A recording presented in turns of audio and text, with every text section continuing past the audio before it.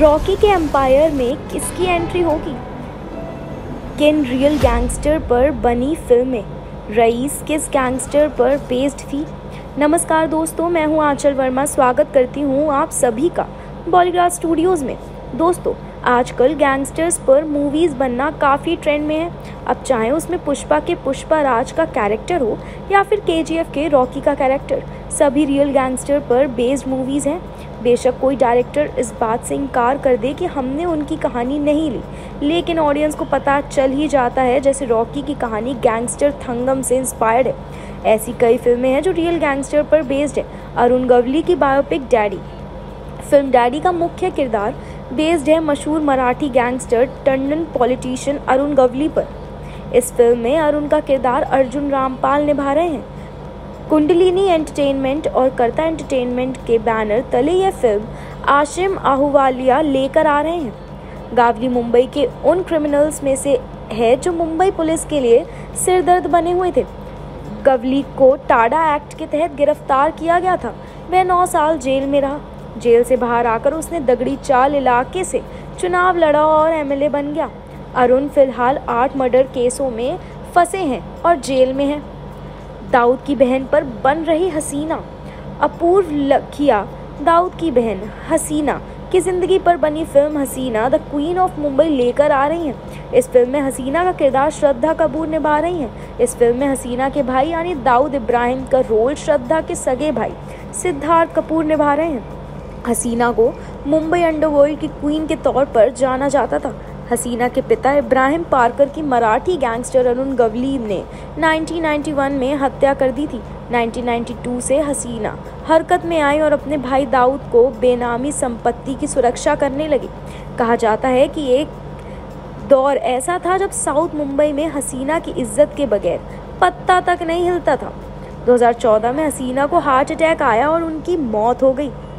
Gujarati don Abdul Latif Sheikh पर बनी rice. Shahrukh Khan ने फिल्म रईस में गुजराती के शराब माफिया अब्दुल लतीफ़ शेख का रोल किया था। अब्दुल लतीफ़ के तार दाऊद से जुड़े थे और वह अवैध रूप से गुजरात में शराब की स्मगलिंग करता था।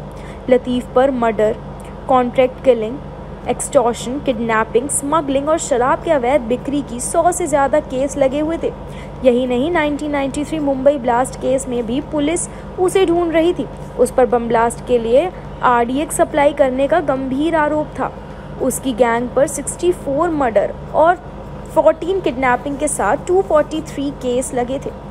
उसे 1995 में दिल्ली से गिरफ्तार किया गया और साबरमती जेल में रखा गया। 2 साल बाद 1997 में अहमदाबाद में एक पुलिस वाले ने उसे गोली मार दी। हाजी मस्तान और दाऊद पर बनी once upon a time in Mumbai 2010 में मिलन लुथरिया यह फिल्म लेकर आए जिसमें हाजी मस्तान और दाऊद इब्राहिम पर बेस्ड लीड कैरेक्टर थे। इस फिल्म का लीड कैरेक्टर सुल्तान हाजी से इंस्पायर था जिसे अजय देवगन ने स्क्रीन पर उतारा था। वहीं दूसरे कैरेक्टर शोएब को दाऊद इब्राहिम से इंस्पायर्ड बताया जाता है जिसे इमरान हाशमी ने प्ले किया था। हाजी मस्तान मुंबई का सबसे सेलिब्रेटेड गैंगस्टर था।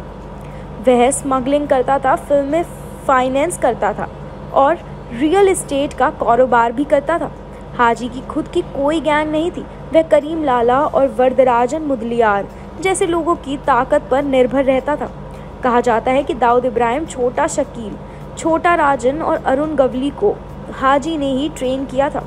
फिल्म में हाजी मस्तान की जर्नी और पॉलिटिक्स में उसकी एंट्री दिखाई गई है। दाऊद इब्राहिम पर बनी once upon a time in Mumbai Dobaara. यह फिल्म once upon a time in Mumbai का सीक्वल थी जिस दाऊद से इंस्पायर्ड कहा गया। इस फिल्म में दाऊद से इंस्पायर्ड किरदार शोएब अक्षय कुमार ने निभाया। इस फिल्म में शोएब का फेवरेट असलम इमरान खान को बताया गया है जिसे टाइगर मेमन के किरदार से इंस्पायर्ड बताया जाता है। दाऊद टाइगर मेमन और 1993 बम ब्लास्ट पर बनी ब्लैक फ्राइडे। यह फिल्म अनुराग कश्यप ने लिखी और निर्देशित की थी। ब्लैक फ्राइडे सत्य घटनाओं पर आधारित हुसैन जैदी की किताब ब्लैक फ्राइडे पर ही आधारित है। इस फिल्म को कई सारे अवार्ड भी मिले हैं। मुंबई के south Indian don Varadarajan Mudaliar पर बनी दयावान 1988 में आई इस फिल्म में वरदराजन का किरदार दिवंगत एक्टर विनोद खन्ना ने निभाया। वरदराजन, हाजी मस्तान और करीम लाला की तिकड़ी ने मुंबई पर काफ़ी लंबे समय तक राज किया।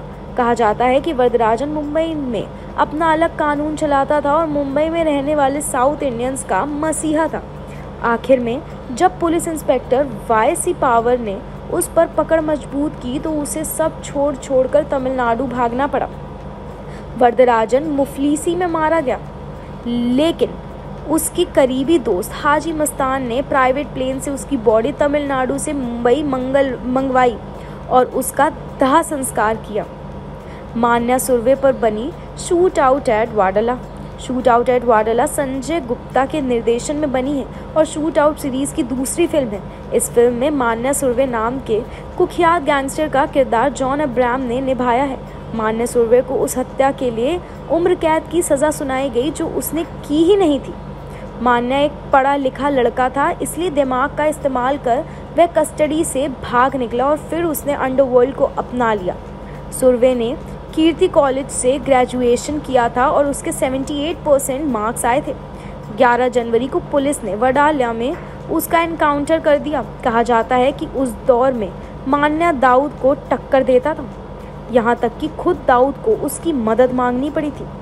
तो यह थी कुछ ऐसी मूवीज़ जो KGF की तरह रियल गैंगस्टर्स पर बनी है। KGF 3 की कहानी में अभी और भी कई गैंगस्टर्स का आना तय है जो भी रियल लाइफ से इंस्पायर्ड होंगे, क्योंकि आजकल लोग रियल फैक्टर को जानना पसंद करते हैं। तो आपको क्या लगता है, ऐसे कौन से गैंगस्टर की एंट्री KGF में होगी? हमें कमेंट्स में ज़रूर बताएं। हम फिर मिलेंगे एक नई वीडियो के साथ। तब तक के लिए खुश रहें, सेफ रहें। नमस्कार।